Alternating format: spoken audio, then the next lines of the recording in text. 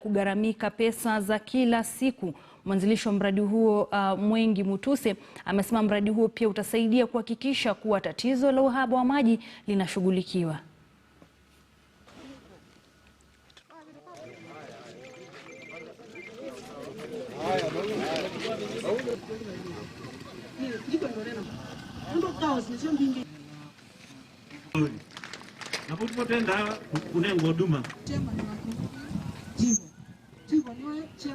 Tunasema ni asante kwanza vile ambavyo ameona huku kwetu jinsi kulivyo na ukame, kulivyo kauka, venye maji ni rare kuipata, kwenda mbali karibu kilomita 20 kwa wengine 5, 10, na hata pia maji yenyewe ukipata inakuwa ni kwa bei ghali, mtungi moja inakuwa kama shilingi 20, na wengine hata hatutaweza kupata pesa ya chakula, ya maji, lakini kwa hii gunia kidogo tu ambayo itakuwa inabidi tutumie maji kidogo, hiyo tunasema ni asante. Kwa hivyo tunashukuru sana kwa hiyo, na hasa tutafaidika sana kama sisi akina mama ambao tuko na watoto ambao tunalea na wanahitaji chakula ambayo iko na nutrients, wanahitaji a lot of vegetables, na tunasema tu ni asante ni kwa ajili ya hiyo.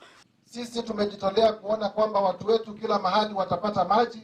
Tufanye hii kazi tukiendelea mbele, tukisaidiana na serikali za kaunti, serikali za kitaifa, wafadhili, watu wetu wapate haki yao. Miaka 56 tangu tupate uhuru, sio miaka kidogo.